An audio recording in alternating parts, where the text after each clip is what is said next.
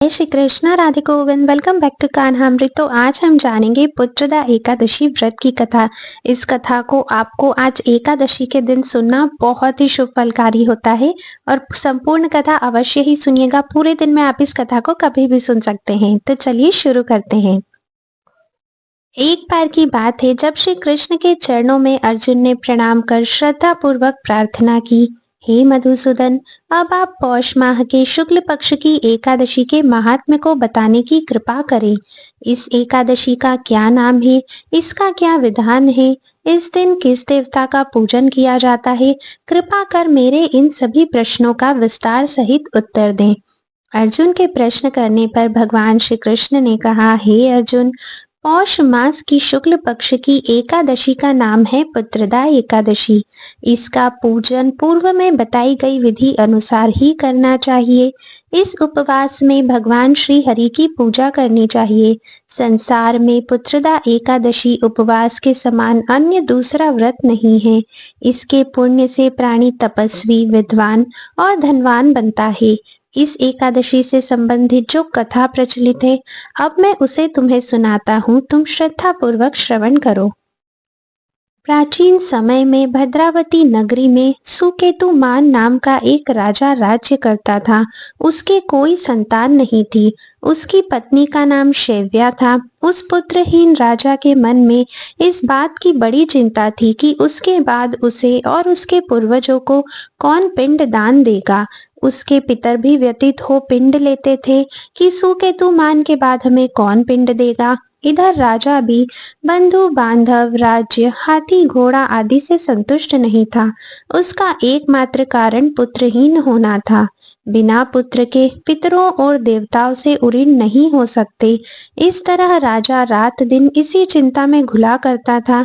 इस चिंता के कारण एक दिन वह इतना दुखी हो गया कि उसके मन में अपने शरीर को त्याग देने की इच्छा उत्पन्न हो गई।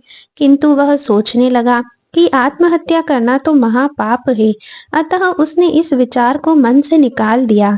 एक दिन इन्हीं विचारों में डूबा हुआ वह घोड़े पर सवार होकर वन को चल दिया। घोड़े पर सवार राजा वन पक्षियों और वृक्षों को देखने लगा।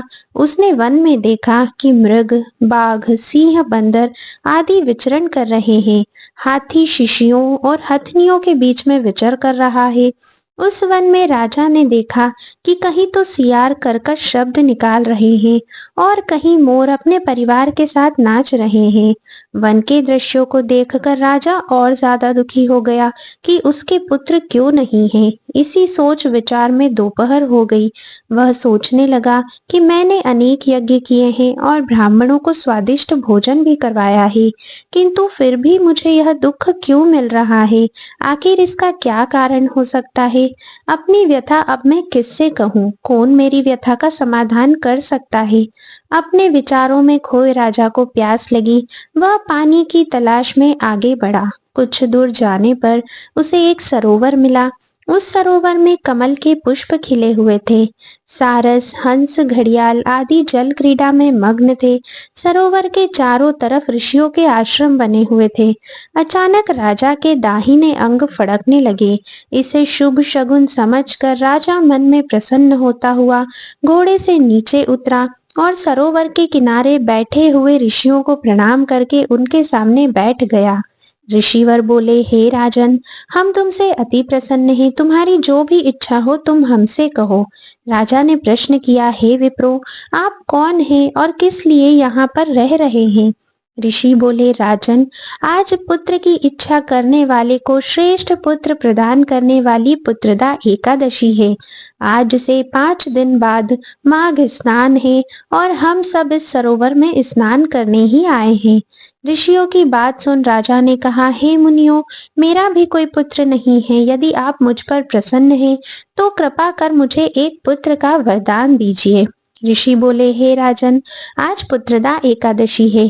आप इसका उपवास करें। भगवान श्री हरि की अनुकंपा से आपके घर अवश्य ही पुत्र होगा। राजा ने मुनि के वचनों के अनुसार उस दिन उपवास किया और द्वादशी को अपने व्रत का पारण किया और ऋषियों को प्रणाम करके वापस अपनी नगरी को आ गया। भगवान श्री हरि की कृपा से कुछ दिनों बाद ही रानी ने गर्भ धारण किया और 9 माह के पश्चात उसके एक वीर तेजस्वी पुत्र उत्पन्न हुआ। यह राजकुमार बड़ा होने पर अत्यंत वीर, धनवान, यशस्वी और प्रजापालक बना। श्री कृष्ण ने कहा, हे पांडुनंदन, पुत्र की प्राप्ति के लिए पुत्रदा एकादशी का उपवास करना चाहिए।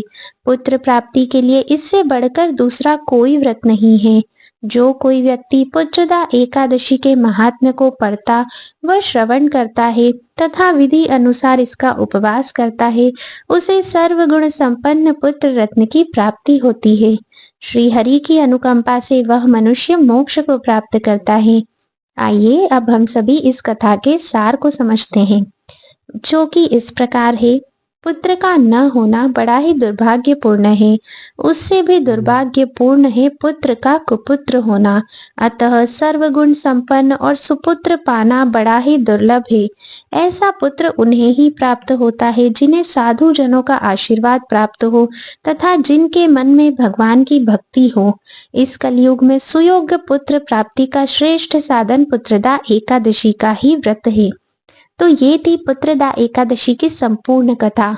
आप लोग इस कथा को ज्यादा से ज्यादा सुनिए एकादशी वाले दिन। और अगर आपके मन में भी पुत्र प्राप्ति की कोई भी कामना है तो इस एकादशी पर भगवान श्री हरि की संपूर्ण पूजा विधि से पूजा अवश्य ही कीजिएगा और एकादशी के सभी नियमों का पालन करते हुए इस एकादशी के व्रत को आप लोग निभाइएगा। अगर भगवान की कृपा रही तो आप लोगों की भी ये मनोकामना जल्द ही पूरी हो जाएगी। अगर आपको कथा पसंद आई है तो वीडियो को लाइक किए बिना बिल्कुल मत जाइएगा और ज्यादा से ज्यादा लोगों में इस कथा को अवश्य ही शेयर कीजिए, ताकि जिन भी भक्तों ने एकादशी का व्रत किया है उन तक ये कथा अवश्य ही पहुंच सके। अब मैं आप सभी से मिलूंगी नेक्स्ट वीडियो में। तब तक के लिए राधे राधे।